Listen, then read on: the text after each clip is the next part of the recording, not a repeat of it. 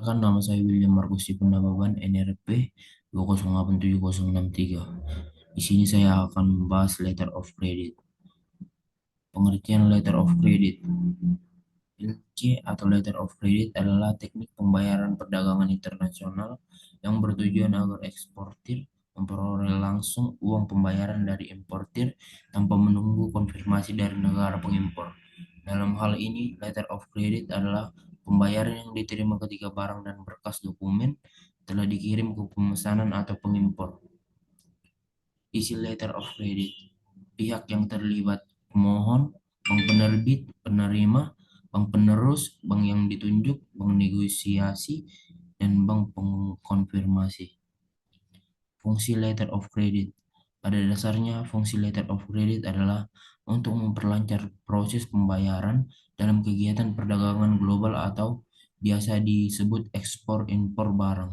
Selain itu, fungsi lain dari letter of credit adalah bank menjamin pihak eksportir untuk menerima pembayaran yang sesuai seperti kesepakatan di awal dengan pihak importir. Jaminan kredit dalam bank tersebut juga dapat membantu importir dalam menentukan waktu pembayaran. Misalnya, importir ingin membayar langsung atau ditangguhkan terlebih dahulu dalam waktu tertentu. Di sisi lain, letter of credit adalah sebagai bentuk keamanan dalam transaksi perdagangan internasional, terutama bagi eksportir. Oleh sebab itu, memperdagangkan barang antara negara memiliki kesulitan yang cukup tinggi. Ditambah lagi banyak risiko yang harus dihadapi. Namun dengan adanya LC, pembayaran akan dijamin aman karena telah diotorisasi oleh pihak bank. Pembayaran tersebut juga akan cair jika hanya pihak eksportir dan importir sudah bersama-sama menyepakatinya. Kelebihan dan kekurangan letter of credit. Kelebihannya adalah eksportir dijamin untuk menerima pembayaran atas barang yang telah diekspor ke luar negeri. Importir juga dijamin bahwa barang yang diimpor akan diterima. Pembayaran yang dilakukan oleh importir tentu diserahkan kepada eksportir sesuai dengan syarat kesepakatan dalam letter of credit. Terdapat pihak pembayaran kredit dari bank bagi eksportir dan importir. Importir berhak tidak melakukan pembayaran jika eksportir tidak mampu memenuhi kewajibannya sesuai yang tertulis pada letter of credit. Importir bisa menerima pembayaran secara lanjut dengan memakai hak kepemilikan yang tertera pada letter of credit. Baik eksportir maupun importir akan terbebas dari fluktuasi valuta asing. Kekurangannya adalah importir wajib menanggung biaya tambahan di luar harga barang yang diimpor, membutuhkan waktu yang lebih panjang untuk mengurus dokumen persyaratan. Bank tidak akan bertanggung jawab atas ketidaksesuaian atau kerusakan barang yang dikirim oleh eksportir. Mekanisme letter of credit. Eksportir atau importir harus melakukan kesepakatan kegiatan transaksi dengan bukti perbuatan kontrak jual beli. Importir mengajukan letter of credit ke bank, kemudian bank tersebut akan menerima LC yang diajukan.